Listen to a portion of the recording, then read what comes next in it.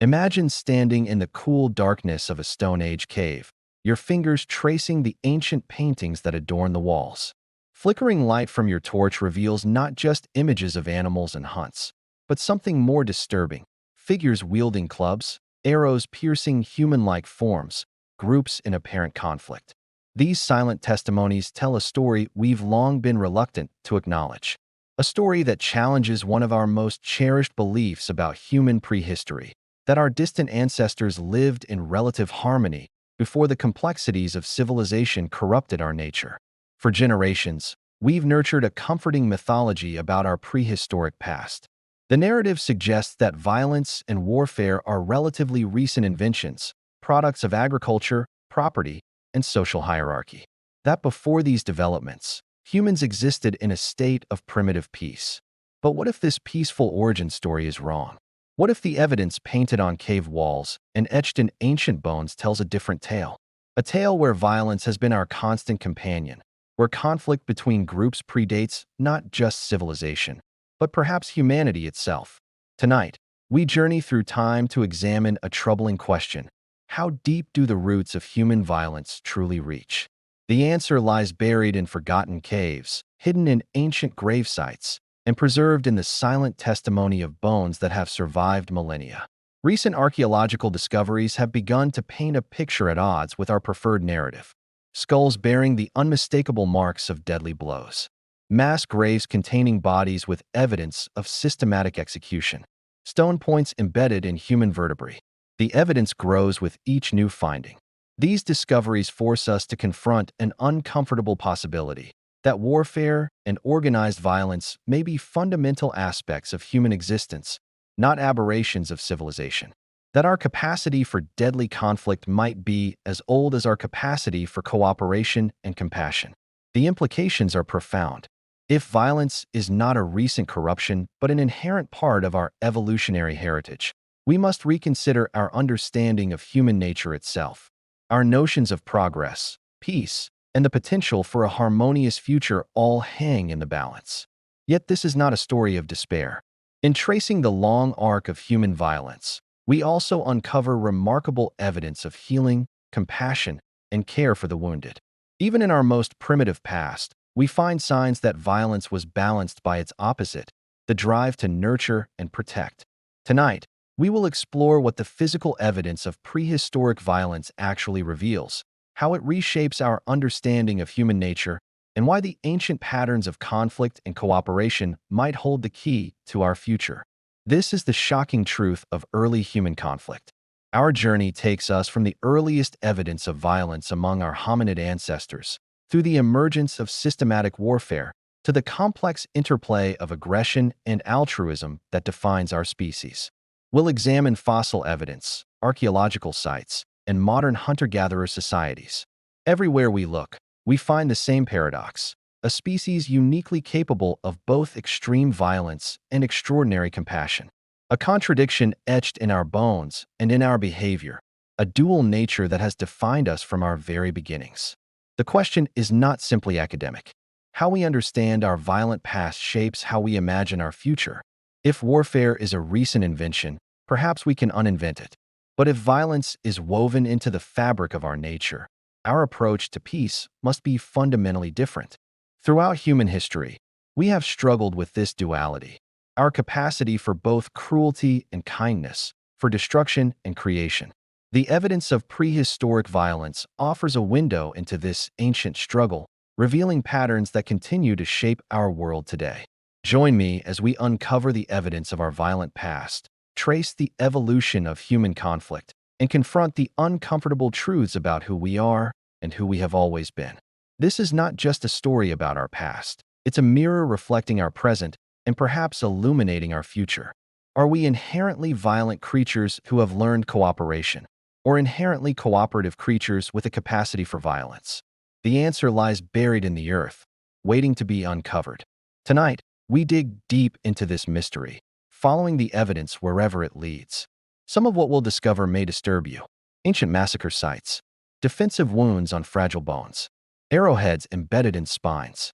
But within this darkness, we'll also find light: evidence of healing, of care for the injured, of societies that manage to live in relative peace. In the next hour, we'll journey through time, examining the physical evidence of violence from our earliest ancestors to the dawn of civilization. We'll challenge cherished myths, confront uncomfortable truths, and perhaps find a deeper understanding of our complex nature. The story of human violence is ultimately the story of what it means to be human, to navigate the tension between our darkest impulses and our highest aspirations. Tonight, we begin that journey, stepping back into our prehistoric past to uncover the shocking truth of early human conflict. Chapter 2: The Stakes of Our Violent Heritage. The question of prehistoric violence might seem academic, a matter for dusty archaeological journals rather than urgent consideration. But nothing could be further from the truth. How we understand our violent heritage shapes everything from our personal relationships to international politics, from criminal justice to conflict resolution. For decades, the dominant narrative has been one of corruption, the idea that humans lived in harmony until agriculture, private property, and social hierarchies created inequalities that led to violence. This narrative appears in everything from religious origin stories to modern anthropological theories. The noble savage concept, popularized during the Enlightenment, suggested that humans in their natural state were peaceful and that civilization itself was the corrupting influence. This view found expression in Jean-Jacques Rousseau's writings and continues to influence how we think about human nature. More recently, this perspective was championed by anthropologists like Ashley Montagu, who argued that warfare was a recent invention and that prehistoric humans lived largely without organized violence. The implication was clear: violence is not inevitable, but a product of particular social conditions. This narrative is comforting. It suggests that our violent tendencies are not inherent but learned, that with the right social structures, we might eliminate warfare and live in harmony. It offers hope that violence is a problem we can solve by returning to some more natural way of being.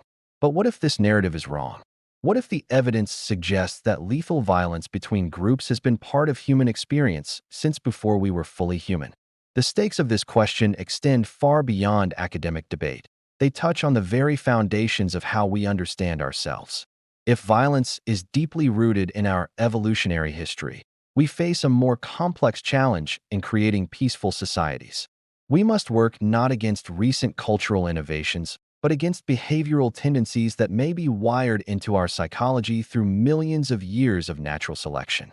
This doesn't mean violence is inevitable or that peace is impossible, but it would mean that peace requires more than simply removing the supposed corrupting influences of civilization. It would require understanding and addressing the deeper biological and psychological roots of human aggression. The implications extend to how we raise our children. If we believe violence is unnatural, we might focus exclusively on shielding children from violent influences. But if aggression has deep evolutionary roots, we might instead focus on teaching constructive ways to channel competitive impulses. Our justice systems reflect assumptions about human nature. If violence is seen as a departure from our natural state, punishment becomes the logical response. But if aggression has evolutionary roots, rehabilitation and creating social conditions that minimize violent impulses might be more effective approaches. Our political institutions similarly reflect beliefs about human nature. Democratic systems with checks and balances implicitly acknowledge the human potential for power abuse. Understanding the depth of our violent heritage might reinforce the wisdom of institutional constraints on power. How we approach international relations and conflict resolution also hinges on our understanding of violence's origins. Is peace best achieved through returning to simpler ways of life, or through developing sophisticated institutions that channel competitive impulses in nonviolent directions? Even our personal relationships are shaped by how we understand our capacity for violence. Do we achieve harmony by suppressing our unnatural, aggressive impulses, or by acknowledging and consciously managing tendencies that have been with our species from the beginning? The evidence of prehistoric violence also challenges us to reconsider our notions of progress. If our ancestors were more violent than we previously believed, perhaps modern societies, for all their flaws, represent significant advancement in reducing violence, a hard-won achievement rather than a fall from grace. Steven Pinker argues precisely this in The Better Angels of Our Nature, suggesting that violence has declined dramatically over human history. But this assessment depends crucially on an accurate understanding of prehistoric violence rates. The archaeological evidence is therefore essential to this debate.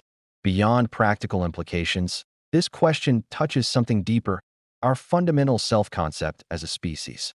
Are we inherently peaceful creatures corrupted by civilization, or complex beings who have always navigated the tension between cooperation and conflict? This is not merely an intellectual exercise, but a matter with profound emotional and philosophical dimensions. We want to believe in our inherent goodness, and evidence of ancient violence challenges this cherished belief, forcing us to confront a more complex and perhaps darker view of human nature. Yet there is potential wisdom in this darker view. By acknowledging our capacity for violence, we might become more realistic about what peace requires. Not a return to some imagined harmonious past, but the hard work of creating institutions and cultures that manage our complex tendencies. The stakes are especially high now, in an era where technology has amplified our capacity for violence to unprecedented levels. Understanding the deep roots of human aggression might be essential to managing the existential risks created by this lethal combination of ancient impulses and modern weapons. Perhaps most importantly, an honest reckoning with our violent heritage might help us move beyond simplistic moral narratives where violence is seen as a corruption from outside, allowing us to develop more nuanced approaches to promoting peace that acknowledge the complexity of human nature. As we examine the evidence of prehistoric violence, keep these stakes in mind. We are not merely reconstructing the past, but potentially reshaping our understanding of who we are, where we came from, and what we might become. The bones speak not just of ancient conflicts, but of our future possibilities. Chapter 3: The Dawn of Human Conflict. To understand prehistoric violence, we must first establish a timeline of human evolution. Our story begins roughly 6 million years ago when our lineage split from that of chimpanzees and bonobos. The earliest hominins, members of the human family after this split, were already walking upright, but retained ape-like features. By 2.5 million years ago, our ancestors began creating stone tools. The Oldowan industry, simple stone flakes used for cutting meat and accessing bone marrow. These technological innovations coincided with the emergence of the genus Homo, with species like Homo habilis demonstrating increased brain size. Around 1.8 million years ago, Homo erectus appeared with significantly larger brains, more human-like proportions, and more sophisticated tool technology. This species spread from Africa throughout much of Asia, demonstrating humans' expanding geographic range and adaptability to diverse environments. By 300,000 years ago, archaic humans including early Homo sapiens and Neanderthals developed more complex tools, controlled fire, and showed evidence of symbolic thinking. These cognitive developments would have profound implications for social organization, including the potential for organized violence. Modern humans, Homo sapiens with anatomy essentially identical to our own, emerged in Africa roughly 200,000 to 300,000 years ago. By 50,000 to 70,000 years ago, these humans had spread throughout the world, developing increasingly sophisticated technologies and social structures. The Paleolithic period, Old Stone Age, spans from the first stone tools until roughly 12,000 years ago. During this vast time span, humans lived as hunter-gatherers in small, often nomadic bands, following seasonal resources and developing specialized tools for hunting and gathering. The Neolithic Revolution began around 12,000 years ago with the development of agriculture, allowing humans to settle permanently and develop more complex societies. This transformation is often cited as the beginning of property ownership, social hierarchy, and by some theories, organized warfare. This conventional timeline has long supported the narrative that violence emerged primarily with agriculture and settlement. Without permanent resources to defend or acquire, the theory suggests hunter-gatherers had little reason for organized conflict and generally resolved disputes without lethal violence. But this timeline presents a chicken-and-egg problem. Did agriculture and settlement enable violence? Or did pre-existing tendencies toward violence shape how we organized ourselves once settlement became possible? The archaeological evidence now suggests a more complex reality. To understand prehistoric violence, we must also consider our closest living relatives, chimpanzees and bonobos. These two species, equally related to humans, show dramatically different patterns of aggression and conflict resolution, potentially offering insights into our own evolutionary heritage. Chimpanzees engage in organized lethal violence between groups. Males form patrol parties that enter neighboring territories, attacking isolated individuals when the odds are favorable. These attacks can be brutal, with victims being bitten, beaten, and sometimes literally torn apart by multiple attackers. Jane Goodall's observations at Gom Stream in Tanzania documented a 4-year war in which one chimpanzee group systematically eliminated another. This discovery shocked researchers who had previously viewed chimpanzees as generally peaceful, challenging assumptions about violence in our evolutionary family. Bonobos, in contrast, show much lower rates of lethal violence and resolve tensions through sexual behavior rather than aggression. Female bonobos form strong alliances that check male aggression, creating a social system where cooperation predominates over violent competition. These contrasting models raise a fascinating question.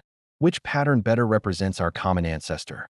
Did humans evolve from a chimpanzee-like violent ancestor, a bonobo-like peaceful one, or something in between? The archaeological evidence may provide clues. Beyond our primate relatives, we must consider the ecological context that shaped human evolution. Our ancestors evolved in environments with significant predation pressure, competing with large carnivores for resources and sometimes becoming prey themselves. This predation pressure likely selected for group defense and potentially for proactive aggression against threats.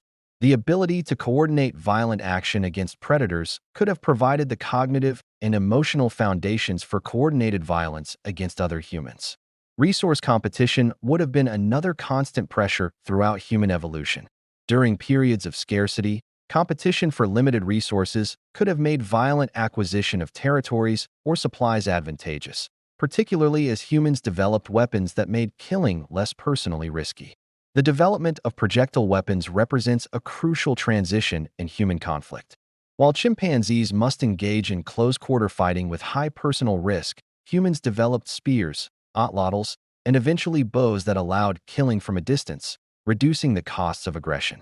Recent experiments have shown that even Neanderthals likely used thrown spears as distance weapons.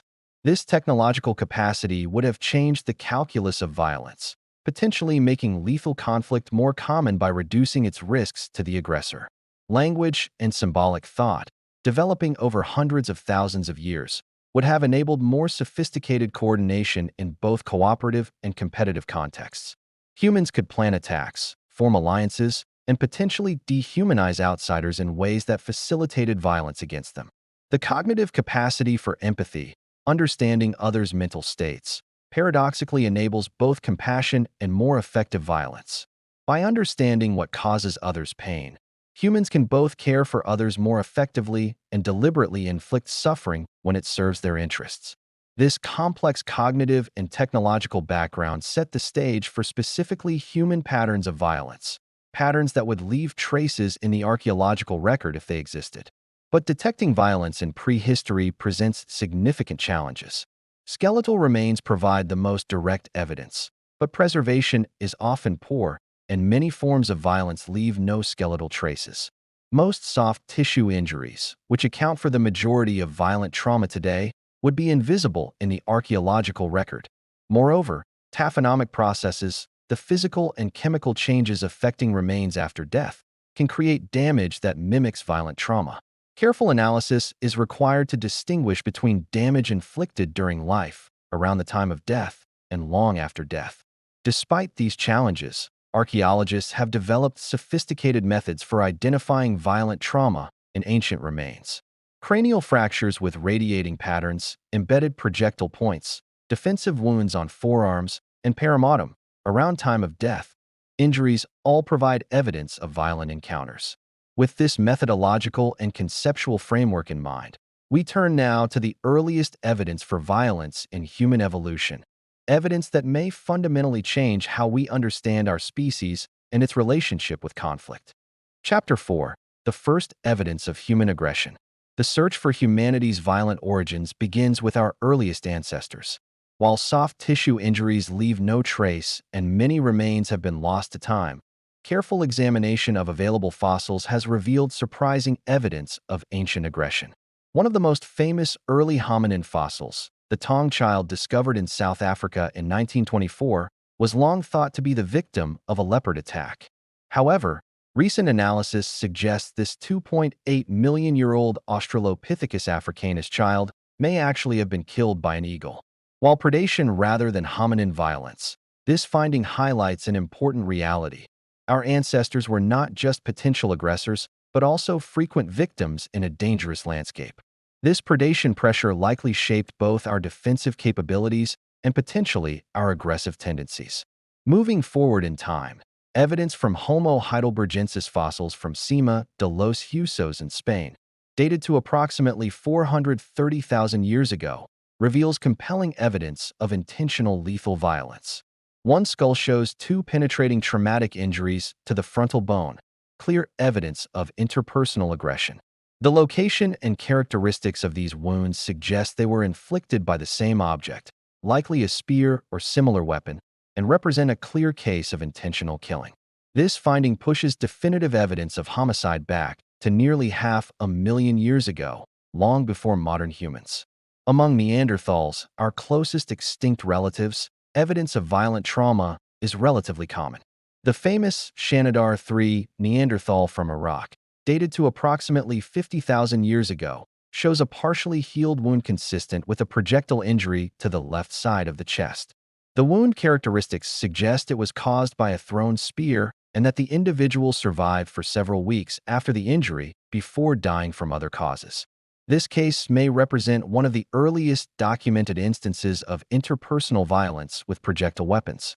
Additional evidence comes from the Saint Césaire Neanderthal from France, dated to around 36,000 years ago, who exhibits a healed fracture on the cranial vault.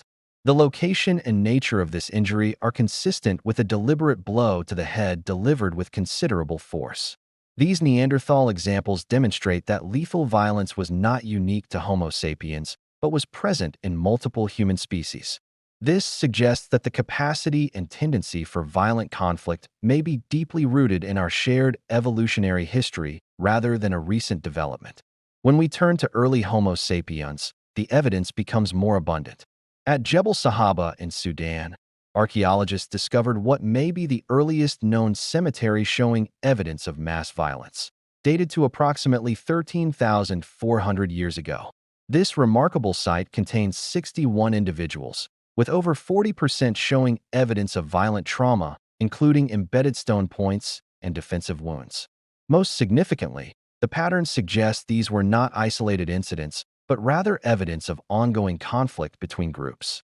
Multiple individuals at Jebel Sahaba show several wounds, some of which had healed while others were perimortem, occurring at or near the time of death, indicating that they had survived earlier violent encounters before eventually being killed in subsequent attacks. The demographic profile of the Jebel Sahaba victims, including men, women, and children, suggests indiscriminate targeting of an entire community rather than specialized warfare targeting only adult males. This pattern is consistent with raid-style violence aimed at eliminating rival groups. Moving to Europe, the Offnet Cave in Germany, dated to approximately 8,000 years ago, contains two pits with the remains of 38 individuals, primarily consisting of carefully arranged skulls with cervical vertebrae still attached, indicating they were deposited with flesh still present.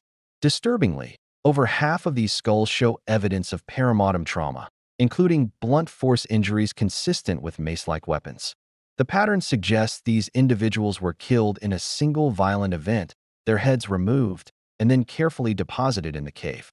The demographic profile at Offnet is particularly striking, predominantly women and children, suggesting a targeted attack on noncombatants. This may represent evidence of prehistoric genocide, with one group systematically eliminating another, including those who posed no direct threat. In the Americas, Kennewick Man, a 9,000-year-old skeleton discovered in Washington state, had a stone projectile point embedded in his hip. The bone had grown around the point, indicating he survived this violent encounter, potentially by years or even decades. This case illustrates another important aspect of prehistoric violence: evidence of care for the wounded. Despite lacking modern medicine, prehistoric peoples often survived serious injuries that would have required extended care from others during recovery, showing that violence coexisted with compassion. At Neanderthal, near Lake Turkana in Kenya, archaeologists discovered the remains of 27 individuals dated to approximately 10,000 years ago. At least 12 skeletons showed clear evidence of violent death, including cranial fractures, embedded projectile points, and bound wrists. The Neanderthal site is particularly significant because it predates agriculture in the region, providing clear evidence that organized lethal violence between groups occurred among hunter-gatherers, challenging the notion that warfare emerged only after the development of settled agricultural societies. The victims at Neanderthal included men, women, and children, with one woman in the late stages of pregnancy. The presence of bound individuals and the indiscriminate targeting of an entire group suggests this was not a fight between warriors, but a deliberate massacre of a community. Similar evidence comes from Crow Creek in South Dakota, where the remains of at least 486 individuals dating to around 1325 CE show clear evidence of a prehistoric massacre. While more recent than our other examples, the scale and nature of this event provide important insights. The Crow Creek victims show extensive evidence of scalping, mutilation, and trophy taking. Nearly 90% of the skulls show evidence of scalping, and many skeletons were dismembered. The demographic profile again includes men, women, and children, suggesting an attack aimed at eliminating an entire community. These archaeological sites from across time and geography reveal a disturbing pattern: evidence of lethal violence, including organized attacks on entire communities, appears consistently throughout human prehistory and across different subsistence patterns and social organizations. Contrary to the narrative that violence emerged with agriculture and civilization, the archaeological evidence suggests that intergroup conflict has deep roots in human evolution, predating not just agriculture, but potentially modern humans themselves. Yet amid this evidence of violence, we also find signs of care and compassion. Many individuals with serious traumatic injuries survived long enough for their wounds to heal, indicating they received care from others during their recovery, sometimes for extended periods. This paradox, evidence of both extreme violence and extraordinary compassion, appears consistently throughout human prehistory. We were never simply violent or peaceful creatures, but always complex beings capable of both the darkest aggression and the most profound altruism. As we absorb these archaeological findings, a troubling question emerges. If the evidence suggests violence has been part of human experience since our earliest beginnings, what does this tell us about our nature? Are we inherently aggressive creatures, doomed to perpetual conflict? Or does the consistent evidence of care for the injured suggest that cooperation and compassion are equally fundamental to human nature? Perhaps our evolutionary success lies not in our capacity for violence alone, but in the delicate balance between competition and cooperation. These questions take on new urgency as we consider what lies deeper in our prehistory. The evidence we've examined spans roughly 500,000 years, but human evolution extends much further back. What might we find if we could see even earlier chapters of our story? And what about the evidence we haven't yet uncovered? For every archaeological site that has been discovered and properly excavated, countless others remain buried or have been destroyed by time and natural processes. What might these lost sites tell us about prehistoric violence?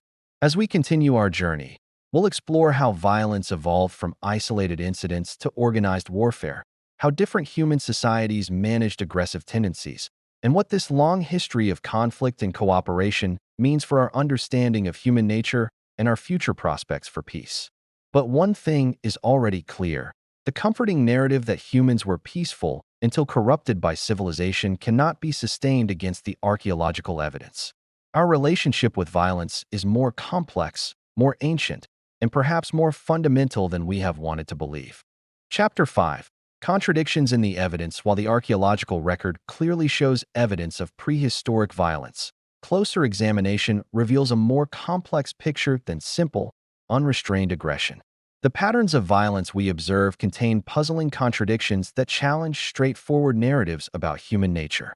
One striking contradiction is the simultaneous evidence of extreme violence and extraordinary care. At sites like Shanidar Cave in Iraq, Neanderthal remains show individuals who survived debilitating injuries that would have required long-term support from their community. The famous Shanidar one had a crushed skull, withered right arm, and injuries to his right leg and foot, yet survived for years with these disabilities. This individual could not have contributed substantially to hunting or defense, suggesting care based on compassion rather than mere utility. Similarly, bioarchaeological studies of prehistoric human remains frequently reveal individuals who survived serious traumatic injuries, sometimes living for decades afterward. These cases demonstrate that even in societies where violence was common, care for the vulnerable was also deeply embedded. This paradox extends beyond individual cases. While sites like Jebel Sahaba show evidence of systematic violence, contemporary sites from the same period and region show little or no evidence of trauma. This suggests violence was patchy rather than universal, raising questions about its causes. Another contradiction emerges when we examine violence rates across different time periods. Contrary to the narrative of increasing peace with civilization, some hunter-gatherer skeletal collections show lower rates of violent trauma than those from early agricultural societies. This pattern suggests the transition to agriculture may have actually increased rather than decreased violence in some regions, perhaps due to resource competition, population pressure, or new forms of social inequality. Yet this pattern itself is inconsistent across different geographic regions. In the Americas, some studies suggest violence increased dramatically with the advent of agriculture, while others indicate complex hunter-gatherers like those of the Northwest Coast had higher rates of violence than neighboring agricultural societies. No simple evolutionary trajectory emerges. The demographic patterns of prehistoric violence also present contradictions. While some sites show selective targeting of adult males, consistent with specialized combat between warriors, others show indiscriminate killing of men, women, and children, suggesting different motivations and practices. These varying patterns indicate that prehistoric violence took multiple forms, from ritualized combat between warriors to genocidal attacks on entire communities, and that these forms likely coexisted and evolved differently in various cultural contexts rather than following a single developmental path. The weapons used in prehistoric violence present another puzzle. Simple hunting weapons like spears and arrows were clearly used against humans, but specialized weapons designed specifically for interpersonal violence are rare before the development of complex societies. This could suggest that early violence was opportunistic rather than highly organized, or simply that hunting weapons were effective enough that specialized weapons weren't necessary. Either way, the archaeological record resists simple categorization of prehistoric violence. The geographic distribution of violence adds another layer of contradiction. Some regions show consistent evidence of trauma across long time periods, while others show little evidence despite similar environments and subsistence patterns. These differences suggest cultural rather than purely ecological factors. For example, the prehistoric California coast shows markedly different patterns of violence between northern and southern populations despite similar environments. These regional variations indicate that violence was not simply determined by ecology or subsistence strategy. Perhaps most puzzling are cases where evidence of violent trauma is abundant, yet other indicators suggest relatively peaceful societies. The Chinchorro people of ancient Chile, for instance, show high rates of healed cranial trauma alongside evidence of extensive care for the wounded and elaborate mortuary practices. Such examples challenge binary thinking about peaceful versus violent societies, suggesting instead that human groups navigated complex balances between conflict and cooperation, with violence present but contained within cultural frameworks that also emphasized healing and reconciliation. Timescales present another contradiction. While evidence of violence extends deep into prehistory, its frequency and intensity appear highly variable over time. Some periods show spikes in violent trauma followed by centuries of relative peace, suggesting violence may have been episodic rather than constant. This episodic pattern contradicts both the notion that humans are inherently and consistently violent and the idea that we are naturally peaceful. Instead, it suggests that violence emerges under specific conditions, and can subside when those conditions change.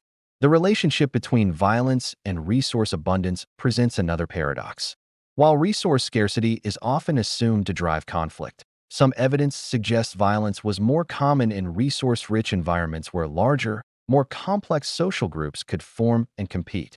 For instance, the rich salmon runs of the Pacific Northwest supported large, sedentary hunter-gatherer populations with complex social hierarchies and high rates of intergroup violence, challenging the notion that resource competition was the primary driver of prehistoric conflict.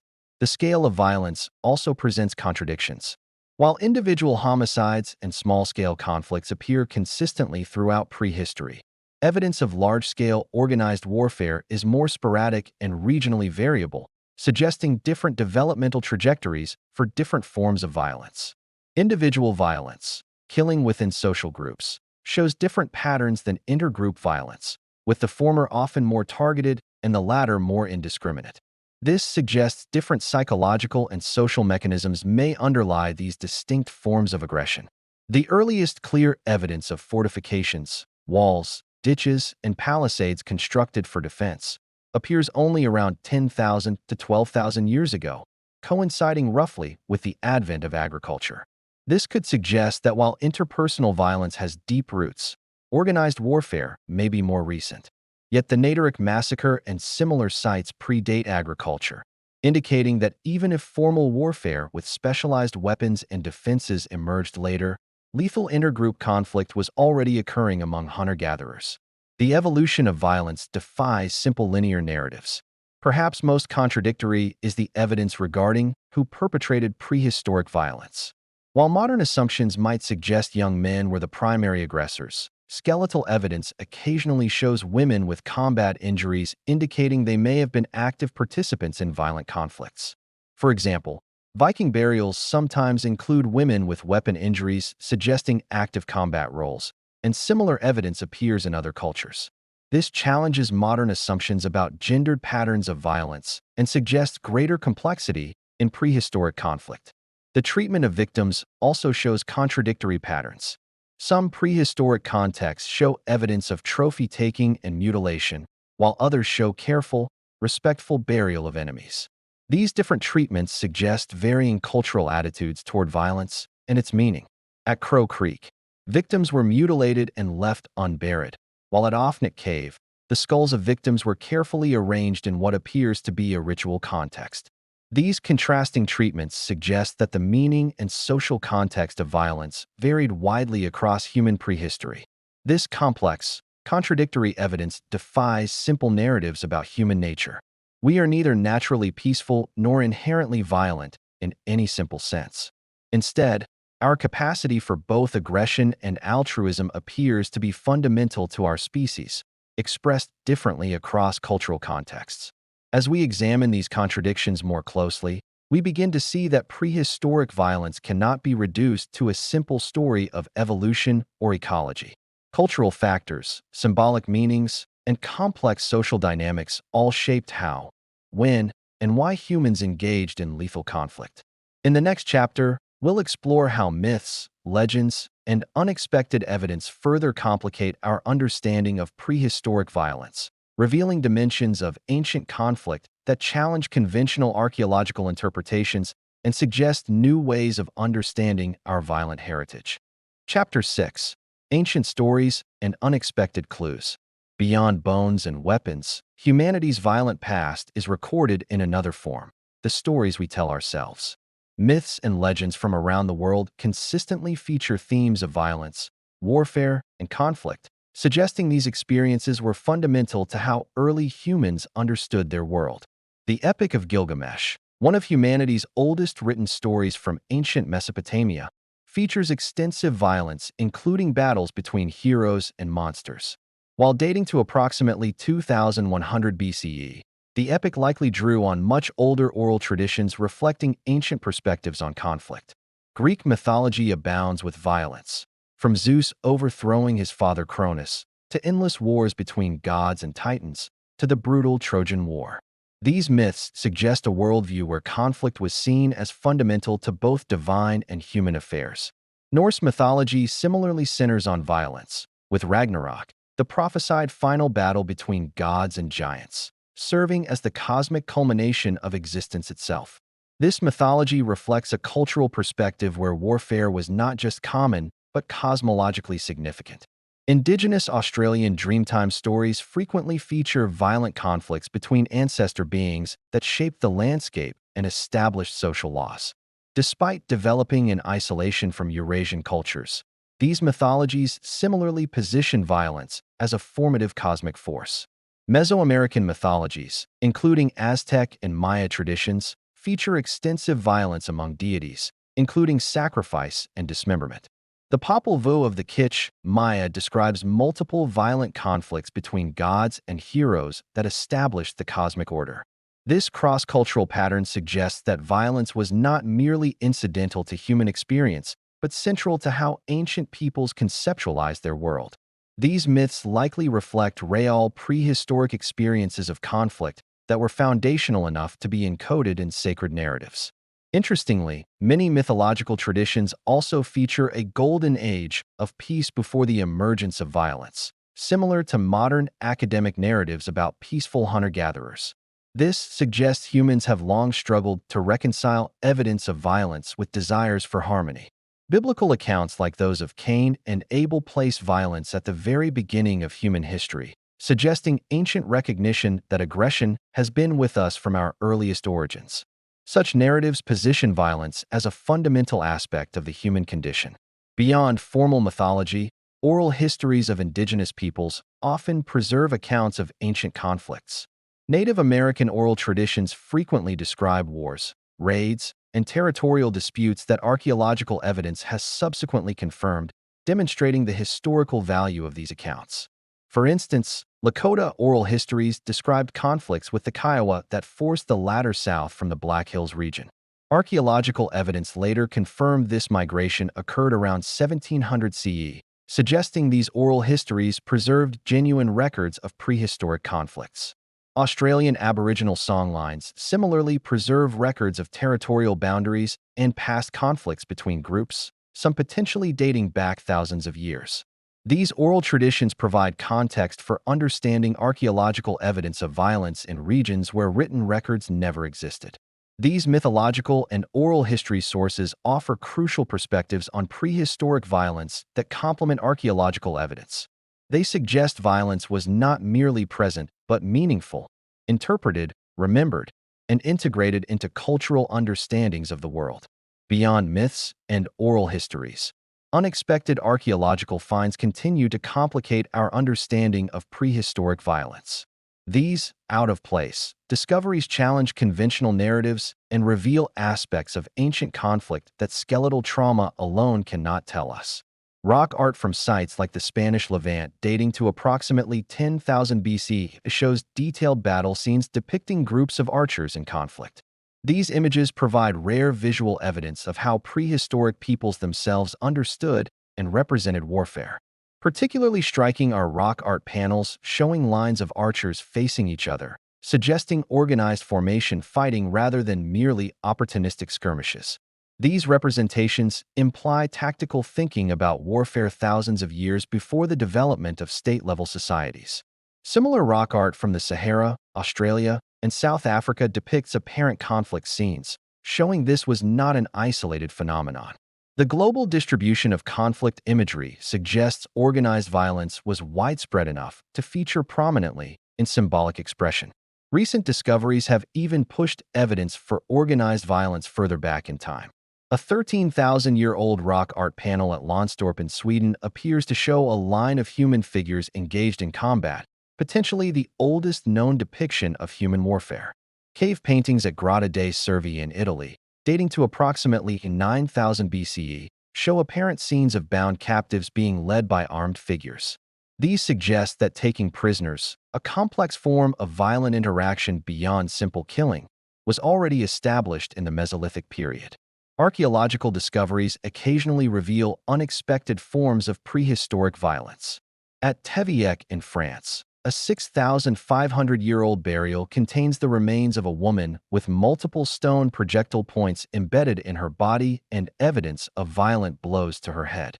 What makes this finding particularly striking is that the woman was given an elaborate burial with grave goods and red ochre, suggesting that despite her violent death, she remained a valued member of her community. This complexity challenges simple narratives about prehistoric attitudes toward violence. At Talheim in Germany, a 7,000-year-old mass grave contains 34 individuals, men, women, and children, who were killed by blows to the head. Analysis of the wounds suggests right-handed attackers approaching from behind, indicating a coordinated execution rather than chaotic combat. What makes Talheim particularly significant is that isotope analysis of the victims' teeth suggests they were farmers who had recently migrated into the area, potentially bringing new agricultural practices. This suggests violence may have occurred along cultural or technological boundaries. At the Mesolithic cemetery of Vasilevka in Ukraine, archaeologists discovered a unique burial of a man with 13 flint points embedded in his body. Unlike most violence victims, this individual was buried with elaborate grave goods, suggesting he may have been an important warrior. This finding hints at the possible emergence of specialized warrior roles even in hunter-gatherer societies, challenging assumptions that such social specialization developed only with agricultural settlements and more complex social hierarchies. Cave sites in France have yielded human bones with cut marks suggesting defleshing, potentially indicating cannibalism as a form of violence. While cannibalism can serve ritual purposes, in some contexts it appears to have been practiced against enemy groups as an extreme form of violence. Particularly puzzling is the discovery of apparent cannibalism at sites like Gough's Cave in England, where human bones show systematic processing similar to animal remains, but were also modified into cups and other implements. This suggests complex ritual dimensions to prehistoric violence. The contrast between violence evidence at different sites raises important questions about cultural attitudes. While some mass killing sites show bodies carelessly disposed of, others show careful burial of violence victims, suggesting different cultural meanings attached to killing. Perhaps most surprising are cases where evidence suggests peace despite conditions that might predict violence. Some densely populated prehistoric settlements show remarkably little evidence of violent trauma, challenging deterministic views about resource competition leading inevitably to conflict. The prehistoric city of Çatalhöyük in Turkey, with a population of up to 10,000 people living in close quarters without obvious defensive structures, shows surprisingly little evidence of interpersonal violence despite the population density that might predict conflict over resources. Similarly, some prehistoric island populations maintained peace despite limited territories and resources. This suggests that cultural factors could override ecological pressures toward violence, an important counterpoint to purely materialist explanations of prehistoric conflict. These unexpected findings force us to reconsider simplistic narratives about prehistoric violence. The evidence suggests not a straightforward evolutionary trajectory, but a complex interplay between biological capacities, ecological pressures, and cultural choices that varied widely across time and space. They remind us that prehistoric peoples were not merely subject to biological or ecological determinism, but made cultural choices about violence, when to engage in it, how to interpret it, and how to memorialize both perpetrators and victims through burial practices and symbolic representations. As we continue to discover and interpret evidence of prehistoric violence, we must remain open to these complexities. The story of human aggression is not simply one of evolutionary impulses or ecological pressures, but of how our ancestors navigated these forces through cultural innovation. In the next chapter, we'll explore how understanding the true nature and extent of prehistoric violence fundamentally changes our perspective on human nature itself, with profound implications for how we approach conflict and peace in the modern world. Chapter 7. The Weight of Ancient Bloodshed. As we've traced the evidence of prehistoric violence across continents and millennia, a profound question emerges. What does this ancient bloodshed mean for us today? The stakes of this inquiry extend far beyond academic curiosity, touching on fundamental questions about who we are and who we might become. Our exploration has revealed a pattern more complex than either the noble savage narrative of inherent human peacefulness or the cynical view that we are simply violent by nature. The truth appears to lie in the tension between our capacity for both extraordinary violence and remarkable compassion. This duality defines us as a species. The same archaeological sites that reveal evidence of brutal massacres also show long-term care for injured individuals who could not have survived without community support. This paradox is not a contradiction, but the essence of our evolutionary heritage. Understanding this heritage has profound implications for how we address violence in the modern world. If aggression were simply a cultural invention, a corruption of our naturally peaceful nature, the solution would be straightforward: remove the corrupting influences and return to our peaceful roots. But the evidence suggests a more challenging reality. Our capacity for violence appears to be deeply embedded in our biology, shaped by millions of years of evolution where aggression sometimes conferred survival advantages. This demands more sophisticated approaches to promoting peace. If we are to effectively reduce violence in the modern world, we must acknowledge its deep evolutionary roots rather than dismissing it as a recent cultural aberration. Only by understanding the true nature of human aggression can we develop effective strategies for channeling it in constructive directions. This doesn't mean violence is inevitable or that peace is impossible. Rather, it suggests that sustainable peace requires working with human nature rather than against it, creating social conditions and institutions that acknowledge our aggressive capacities while providing alternative outlets for competition. The stakes of this understanding are particularly acute in the modern era, where technology has amplified our destructive capacity to unprecedented levels. Nuclear weapons have given us the ability to destroy civilization itself, making our management of aggressive impulses an existential imperative. Climate change and resource scarcity present additional pressure points where prehistoric patterns of intergroup violence could reemerge on a catastrophic scale. Understanding the conditions that triggered or prevented violence in prehistory may be crucial for navigating these modern challenges. Perhaps most concerning is how misunderstanding our violent heritage can lead to dangerous complacency. If we believe that humans are naturally peaceful, we may fail to build the institutional safeguards necessary to contain our capacity for violence when resources become scarce or social order breaks down. History shows that even seemingly peaceful societies can rapidly descend into violence under the right conditions. The evidence from prehistory suggests this potential has always been with us, making robust peace-maintaining institutions essential rather than optional. The archaeological evidence also challenges common assumptions about violence and social complexity. While we often assume that primitive societies were more violent and that civilization brought greater peace, the prehistoric record shows no such simple correlation. Some of the most complex prehistoric societies show high rates of violence, while some simpler hunter-gatherer groups maintained relative peace for generations. This suggests that cultural values and social norms may be more important than social complexity in determining violence levels. This insight has profound implications for modern peacebuilding efforts. Rather than focusing exclusively on economic development or democratic institutions, effective peacebuilding may require equal attention to cultural values that promote cooperation and restrain aggressive impulses. The prehistoric evidence also reveals the importance of what anthropologists call leveling mechanisms, cultural practices that prevent individuals from gaining too much power over others.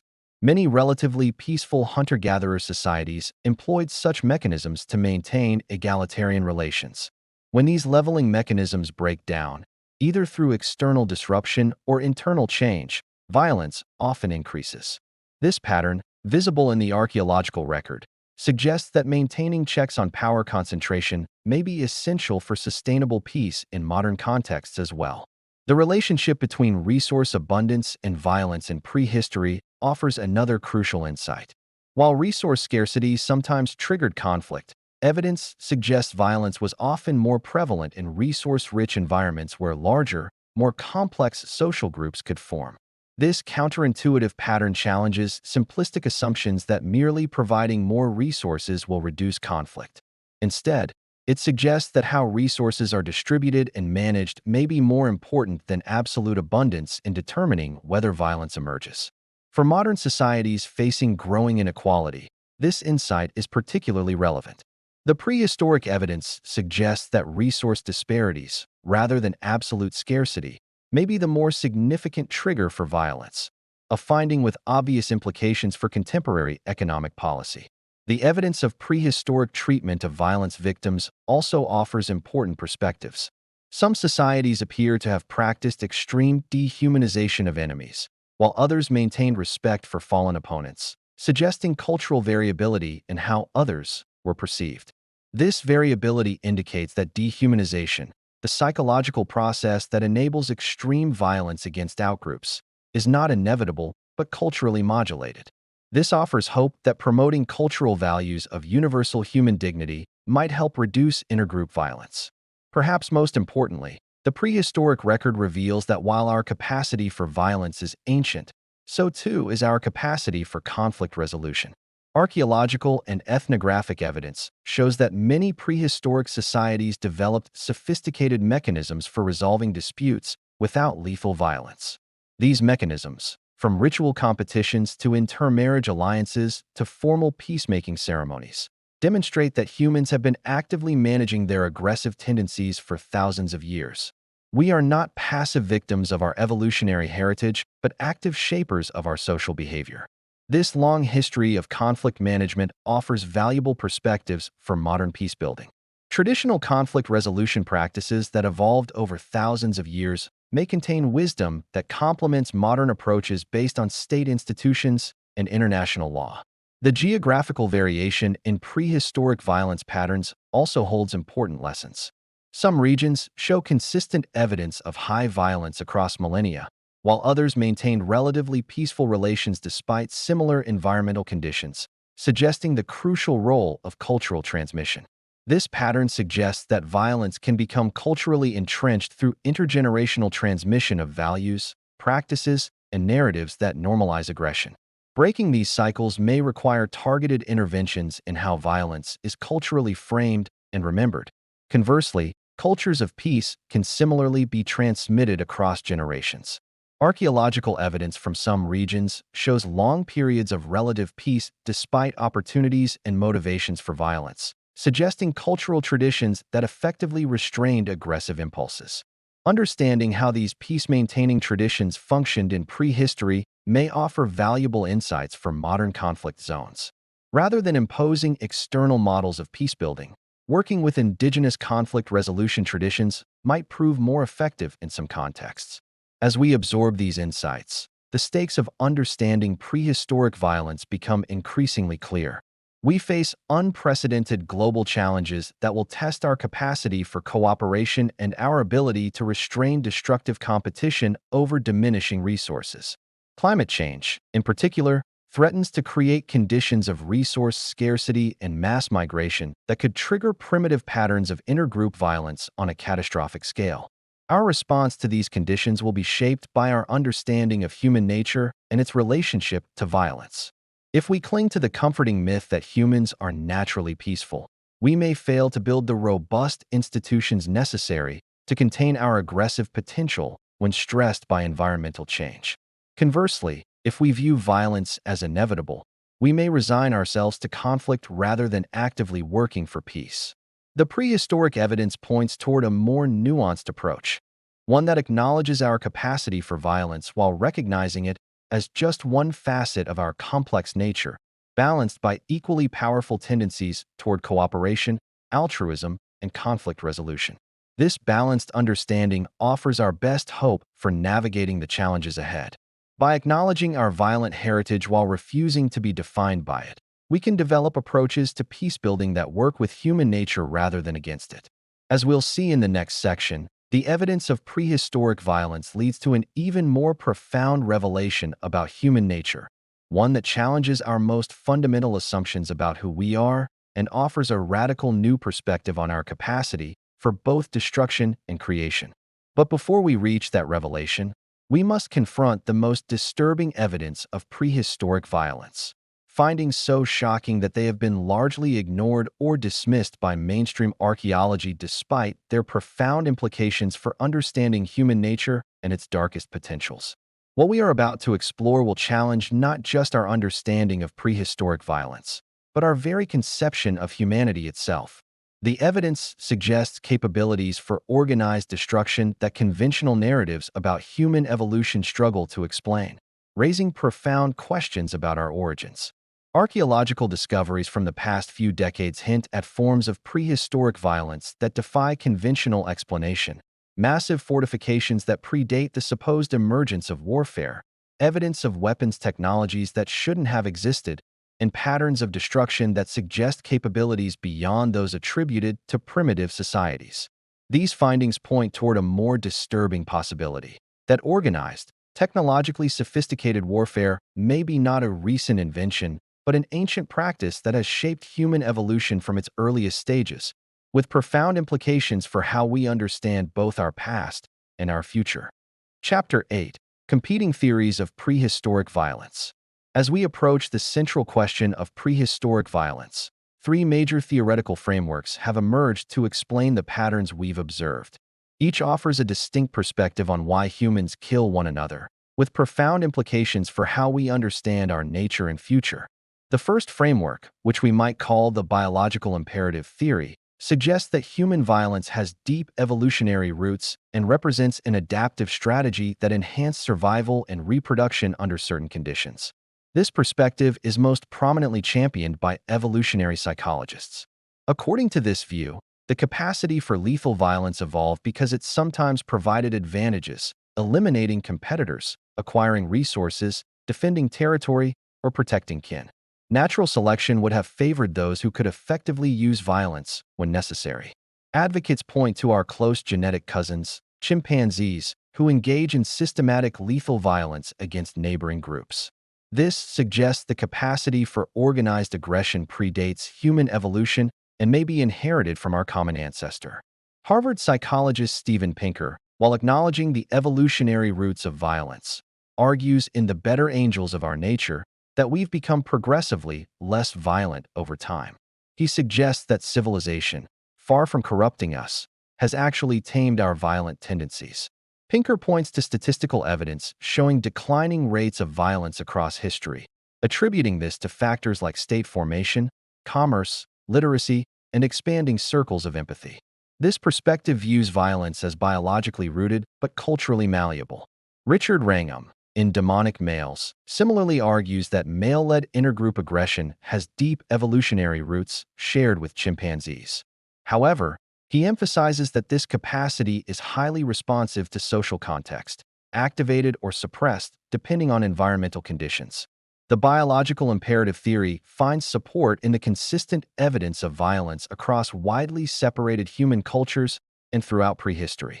If violence were merely a cultural invention, we would expect more societies completely free of it.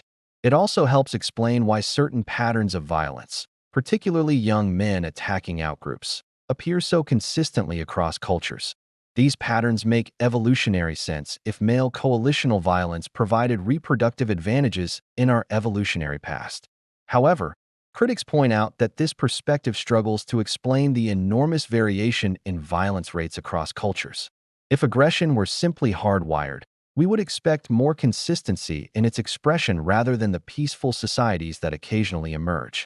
The second major framework, the cultural construct theory, positions violence primarily as a product of specific cultural conditions rather than biology. This perspective, favored by many cultural anthropologists, sees aggression as learned rather than innate. Proponents point to societies like the Semai of Malaysia and the Palaeon of India, which show remarkably low rates of violence despite facing challenges like resource competition. These examples suggest that peace is possible under the right cultural conditions. Douglas Fry, in Beyond War, argues that warfare is neither universal nor ancient, but a relatively recent cultural development. He suggests that simple hunter-gatherers rarely engaged in organized warfare, which emerged primarily with more complex social organization. This perspective emphasizes that while humans may have the capacity for violence, its expression is fundamentally shaped by cultural values, social structures, and learned behaviors. Violence is a possibility, not a necessity. The cultural construct theory helps explain the enormous variation in violence rates across cultures. If aggression is primarily learned, then societies can teach peace as readily as they teach war, opening possibilities for reducing violence through cultural change. It also accounts for the rapid shifts in violence rates that sometimes occur within societies. Changes too quick to reflect genetic evolution, but consistent with cultural transformation. Japan's dramatic reduction in homicide rates over centuries exemplifies such cultural change. However, critics note that this perspective struggles to explain the consistent patterns of violence that appear across widely separated cultures. If aggression were purely learned, we would expect more random variation rather than the similar patterns that emerge worldwide. The third framework offers a synthesis, which we might call the interaction theory. This perspective sees violence as emerging from the complex interplay between biological capacities and cultural contexts, with neither alone sufficient to explain human aggression. Anthropologist Christopher Boehm suggests that humans evolved in a context of reverse dominance hierarchies, where groups collectively prevented alpha male behavior through social sanctions. Violence potential exists, but is culturally regulated through moral communities. Similarly, anthropologist Raymond Kelly argues in Warless Societies and the Origin of War that while the capacity for violence is ancient, organized warfare emerged in specific historical contexts where social boundaries became more rigid and dehumanization of outgroups became possible. The interaction theory accommodates both the universal human capacity for violence and the enormous cultural variation in its expression. It suggests we are neither peaceful creatures corrupted by culture nor inherently violent beings barely restrained by social conventions. Instead, this perspective positions humans as having evolved complex psychological mechanisms that can generate either violence or peace depending on environmental conditions, social structures, and cultural values. Our nature includes the capacity for both. This framework helps explain why certain triggers consistently produce violence across cultures, threats to status, sexual access, and resources, while also accounting for the remarkable peace achieved in some societies through specific cultural practices and social structures. It also explains why violence often follows predictable demographic patterns, primarily young males, while still varying enormously in frequency across cultures. The biological capacity interacts with cultural context to produce varying outcomes. The interaction theory finds support in neurological research showing that human brains have circuits associated with aggression similar to those in other primates, but also uniquely developed prefrontal regions that can override aggressive impulses through cultural learning and self-regulation. This perspective aligns with archaeological evidence showing both consistent patterns in prehistoric violence, suggesting biological underpinnings, and enormous variation across time and space, suggesting cultural modulation. The skeletal record reveals not determinism, but possibility. As we evaluate these competing frameworks, the evidence increasingly favors the interaction perspective. Humans appear to be neither inherently peaceful nor inevitably violent, but rather capable of both depending on how our evolved psychological mechanisms interact with cultural contexts. This conclusion has profound implications for addressing violence in the modern world. It suggests that peace is possible but not inevitable, requiring both cultural innovation and attention to the environmental conditions that typically trigger human aggression. Most importantly, it suggests that understanding prehistoric violence is not merely an academic exercise, but essential knowledge for creating a more peaceful future. By recognizing the conditions that have historically promoted peace or violence, we can design social systems that bring out our better nature. As we'll see in the next chapter, recent scientific advances are providing unprecedented insights into the biological and cultural dimensions of human aggression, offering new possibilities for understanding and potentially reducing violence in the modern world. Chapter 9. New Frontiers in Understanding Ancient Aggression. Recent scientific breakthroughs are transforming our understanding of prehistoric violence, offering unprecedented insights into its biological foundations, evolutionary history, and cultural dimensions. These advances are resolving long-standing debates while raising new questions about human nature. Perhaps the most significant development is in ancient DNA analysis. Genetic material extracted from prehistoric remains is now revealing population movements, replacements, and admixtures that correlate with evidence of violence, providing new contexts for understanding ancient conflicts. A landmark 2019 study of Iberian Peninsula genetics revealed a dramatic population replacement around 4,500 years ago, when steppe pastoralists from Eastern Europe apparently replaced nearly 40% of the local male genetic lineage while contributing minimally to female lineages. This pattern strongly suggests a violent conquest in which invading males killed or displaced local men while incorporating local women, a scenario supported by archaeological evidence of cultural disruption, new weapon technologies, and trauma patterns in skeletal remains from this period. Similar patterns have been identified across Europe, with Y chromosome, male lineage, replacements occurring rapidly during periods that show archaeological evidence of violence. These genetic discontinuities provide a new window into prehistoric conflicts that left few other traces. David Reich of Harvard Medical School notes that these genetic replacements were often more than 90% complete, suggesting extremely aggressive population displacement rather than peaceful integration. Ancient DNA thus reveals violence that traditional archaeology might miss. Yet paradoxically, these same genetic studies reveal that human populations have always mixed and merged over time, even after violent conquests. The modern human genome represents a complex tapestry of past conflicts and subsequent integrations spanning thousands of years. This genetic evidence creates a profound paradox. We are simultaneously the descendants of both conquerors and conquered, aggressors and victims, with each of us carrying the genetic legacy of ancient conflicts in our DNA, transcending simple narratives about perpetrators and victims. Advances in bioarchaeology, the study of human remains, are similarly revolutionizing our understanding of prehistoric violence. New techniques allow researchers to determine not just if someone experienced violence, but details about their nutritional status, geographic origins, and health. Isotope analysis of strontium and oxygen in teeth can now reveal where an individual grew up, allowing archaeologists to determine if violence victims were locals or outsiders. This helps distinguish between internal conflict and intergroup warfare, crucial categories with different evolutionary implications. CT scanning and digital reconstruction techniques now allow non-destructive analysis of trauma patterns, distinguishing between injuries sustained in face-to-face combat versus those inflicted on fleeing victims or during executions. These patterns reveal important social dimensions of prehistoric violence. For example, a 2018 study of Neolithic mass graves in Germany used CT scans to identify precise wound patterns, suggesting coordinated executions of captured individuals rather than chaotic battle injuries, providing insights into the ritualized nature of some prehistoric violence.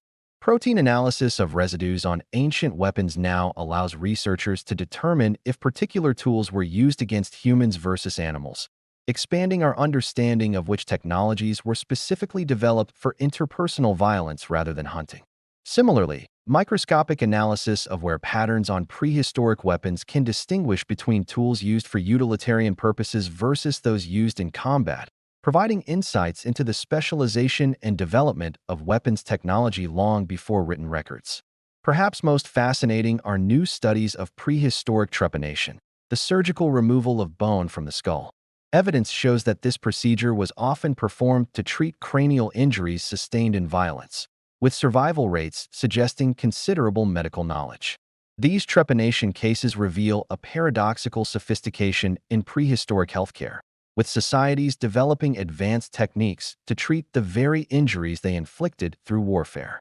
Violence and healing evolved together, reflecting our species' contradictory tendencies. Neurological research is providing another window into prehistoric violence by revealing the brain structures involved in aggression and their evolutionary history. We now know that humans share core emotional circuits with other mammals, but have expanded prefrontal regions for regulation. This neurological evidence supports the interaction model discussed earlier. We have evolutionarily ancient brain regions associated with aggression, but also uniquely developed capacities for empathy and self-regulation that can override aggressive impulses depending on cultural learning. Brain imaging studies of modern individuals from different cultures show that while basic emotional responses to threats are similar across populations, cultural differences emerge in how these impulses are processed and regulated, illustrating the biological-cultural interaction in real time. Research on the neurobiology of trauma is revealing how violence experiences can be transmitted across generations through both psychological pathways and epigenetic modifications, chemical changes that affect gene expression without altering the underlying genetic code. This suggests that the effects of prehistoric violence may continue to shape human psychology today, with populations historically exposed to chronic violence potentially carrying biological and cultural adaptations that influence their responses to threat and conflict. Game theory models and computer simulations are providing new insights into the evolutionary dynamics of aggression. These approaches can test hypotheses about conditions under which violence would have been adaptive or maladaptive in prehistoric environments. Simulations suggest that intergroup violence can emerge under specific ecological conditions even without assuming innate aggression, particularly when resources are defensible, group identities are strong, and the costs of aggression are relatively low for perpetrators. However, the same models show that cooperation routinely evolves even in competitive scenarios, suggesting that our capacity for peace is as evolutionarily grounded as our capacity for violence.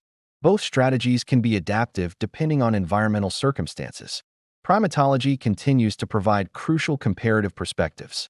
Recent long-term studies of wild chimpanzees have documented not just their capacity for violence, but also reconciliation behaviors and cultural variation in aggression rates between different populations. Meanwhile, studies of bonobos show that closely related species can evolve dramatically different patterns of conflict resolution, with bonobos using sexual behavior rather than aggression to manage tensions. This demonstrates the flexibility possible even with similar biological foundations. Cross-cultural research on modern hunter-gatherers has revealed important nuances in violence patterns. While some groups show high rates of violent death, others maintain peace through sophisticated conflict resolution mechanisms like public shaming, compensatory payments, and ritual reconciliation. Particularly important is the finding that simple hunter-gatherers, those with minimal property and hierarchy, generally show lower rates of warfare than complex hunter-gatherers, those with more resources and social stratification, challenging simplistic correlations between complexity and violence. The emerging scientific consensus presents us with a profound paradox. Violence appears to be neither an inevitable expression of human nature nor merely a recent cultural invention, but rather an evolved capacity whose expression depends on complex interactions between biology and culture. This perspective transcends the traditional nature versus nurture debate, suggesting instead that human nature itself includes remarkable behavioral flexibility, with violence representing one potential strategy within our evolved repertoire rather than our essence or our corruption. Perhaps most importantly, these scientific advances reveal that peace is neither our natural state nor an impossible dream, but rather an achievement that requires addressing both the biological triggers of aggression and the cultural systems that either enable or constrain violent behavior. As we'll explore in the next chapter, this emerging understanding leads us to a profound revelation about human nature, one that fundamentally changes how we understand both our violent past and our potential future, offering new possibilities for reducing conflict in the modern world. Chapter 10: The Paradox of Human Nature. Throughout this journey through prehistory, we've been searching for the truth about human violence, whether we are naturally peaceful creatures corrupted by civilization or inherently aggressive beings barely restrained by social conventions. The evidence now points to a more profound conclusion. The revelation emerging from both archaeological evidence and cutting-edge science is this: we are neither inherently violent nor inherently peaceful. Our nature is not fixed but conditional, not a single essence, but a complex range of potentials that express themselves differently, depending on circumstances. This may seem obvious, yet it represents a radical departure from how we typically conceptualize human nature. We have long sought to identify a core human essence, whether fundamentally good or evil, peaceful or violent. The evidence suggests no such fixed essence exists. Instead, humans appear to possess what we might call conditional strategies, evolved psychological mechanisms that generate different behaviors depending on environmental and social contexts. Violence is one such strategy, neither inevitable nor impossible, but contingently expressed. This perspective helps explain the puzzling variability in prehistoric violence. Some populations show evidence of chronic conflict, while contemporaneous groups in similar environments maintain peace. These differences reflect not different human types, but different social and ecological conditions. Under conditions of resource scarcity, status competition, external threats, and weak conflict resolution mechanisms, human groups typically show higher rates of violence. Under conditions of resource stability, status equality, external security, and strong conflict resolution institutions, peace more often prevails. This conditional nature makes evolutionary sense. In some contexts, aggressive behavior would have enhanced survival and reproduction. In others, it would have been maladaptive. Selection would favor flexibility, the ability to respond differently to different circumstances, rather than fixed tendencies. The archaeological record supports this view. The same human populations that show evidence of extreme violence in some periods demonstrate remarkable peacefulness in others, often corresponding with changing environmental conditions, resource availability, or social structures. Neurologically, we see this conditional nature in our brain structure. We possess ancient limbic systems that generate aggressive responses to certain triggers, but also highly developed prefrontal regions that can modulate these responses based on learning and social context. This neurological architecture creates what anthropologist Robert Sapolsky calls a dual-process system: fast, automatic responses to perceived threats paired with slower, deliberative capacities that can override these impulses through learning, reflection, and cultural conditioning. The implications of this revelation are profound. If violence is neither our essence nor our corruption but a conditional strategy, then peace becomes possible not through changing human nature, which is impossible, nor through returning to some imagined peaceful origins, which never existed. Instead, sustainable peace requires creating conditions that activate our cooperative potentials rather than our aggressive ones. Developing social structures, resource distribution systems, and conflict resolution mechanisms that channel our flexible nature toward peaceful rather than violent outcomes. This perspective helps explain historical patterns in violence rates. As Harvard psychologist Steven Pinker has documented, violence has generally declined over human history, not because human nature changed, but because we gradually developed social institutions that better manage our aggressive potentials. The development of state legal systems reduced revenge killings. Trade networks created mutual dependencies that made war costly. Expanding circles of empathy made it harder to dehumanize outsiders. These cultural innovations didn't change our nature, but changed how it expresses itself. Similarly, the spikes in violence that punctuate this generally declining trend can be understood as responses to conditions that activate our aggressive potentials: resource crises, collapse of governing institutions, threats to status hierarchies, or technological changes that alter the costs and benefits of violence. This conditional nature perspective avoids both naive optimism and cynical pessimism about human potential. We are neither naturally good beings who simply need freedom from corrupting influences, nor inherently violent creatures requiring constant restraint. Instead, we are complex organisms with multiple behavioral potentials shaped by evolution to respond differently to different environments. Violence emerges not from our essence, but from the interaction between our evolved psychology and specific triggering conditions. This understanding offers a more nuanced approach to reducing violence than either human nature is good or human nature is bad perspectives. Rather than trying to change human nature or simply restrain it, we can focus on creating conditions that activate our peaceful potentials. Practically, this means developing social institutions that provide resource security, status opportunities through nonviolent means, robust conflict resolution mechanisms, and expanded circles of moral concern. These approaches work with our conditional nature rather than against it.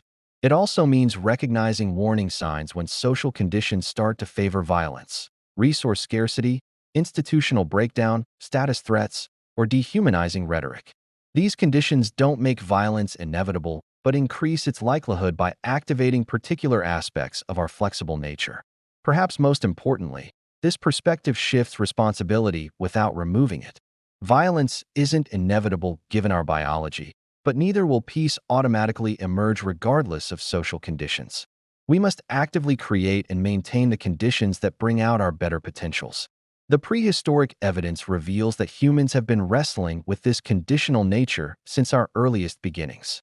The same archaeological sites that show evidence of brutal violence also show remarkable care for the injured and vulnerable, sometimes even for the same individuals. This duality isn't a contradiction, but the essence of our species, a profound behavioral flexibility that allowed us to adapt to diverse environments and challenges through either cooperation or competition, peace or violence, depending on which strategy better serves survival in particular contexts. Our most unique evolutionary adaptation may not be our capacity for violence or our capacity for peace, but rather our remarkable conditional flexibility, our ability to express drastically different behavioral strategies depending on social and environmental circumstances. This conditional nature perspective offers something rare in discussions of human violence, a perspective that is both realistic about our capacity for aggression and hopeful about our potential for peace. We need not deny the darkness in our nature to believe in our capacity for light. The archaeological record of prehistoric violence, properly understood, is neither a counsel of despair nor a naive celebration of human goodness.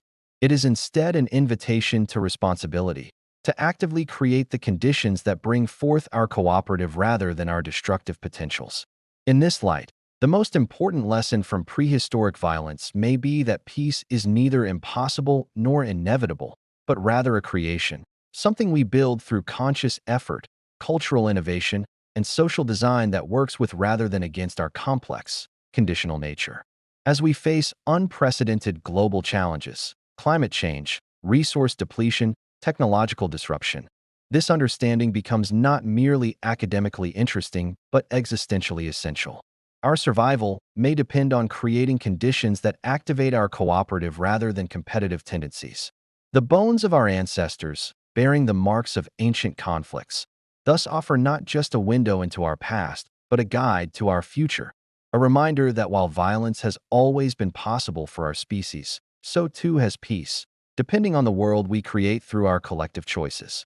As we conclude our exploration of prehistoric violence, we return to the cave paintings that began our journey. Those ancient images of conflict, created by hands not so different from our own, testify to humanity's long struggle to understand and manage our capacity for both creation and destruction. The evidence we've examined reveals a species defined not by peace or violence alone, but by remarkable flexibility, a conditional nature that can express either cooperation or conflict depending on circumstances. This duality is not a contradiction but our essence, visible from our earliest beginnings. Perhaps the most profound insight from this journey is that we are neither condemned to violence by our biology nor guaranteed peace by our better angels. We are instead responsible for creating conditions that bring forth our cooperative potentials rather than our destructive ones. The archaeological record shows this responsibility is not new. For hundreds of thousands of years, human societies have experimented with different ways to manage conflict, sometimes failing catastrophically, sometimes succeeding remarkably, always navigating the complex terrain of our conditional nature. This ancient struggle continues today on a global scale. As we face unprecedented challenges, climate change, resource depletion, technological disruption, our understanding of human nature and violence becomes not just academically interesting, but crucial for our collective future. Will we create conditions that trigger our aggressive potentials, resource scarcity, status competition, institutional breakdown? Or will we build systems that support cooperation, resource security, status equality, robust conflict resolution mechanisms? The choice may determine our survival. The bones of our ancestors, bearing the marks of ancient violence, offer both warning and hope. They remind us of our capacity for destruction while also testifying to our remarkable resilience, our ability to heal from injuries, care for the vulnerable, and rebuild after conflict. This dual heritage, the capacity for both extraordinary violence and remarkable compassion, defines us as a species. The challenge is not to deny either aspect, but to create conditions that bring forth our better nature while acknowledging and managing our darker potentials. As you drift toward sleep tonight, carrying these ancient stories, consider how this understanding might change your perspective on modern conflicts. Perhaps the most important legacy of our prehistoric past is this wisdom. Peace is neither our default state nor an impossible dream, but a creation. If you found value in this exploration of human nature through the lens of prehistoric violence, consider subscribing to our channel for more journeys through the hidden corners of human history. Explorations that help us understand not just where we've been, but who we are and who we might become.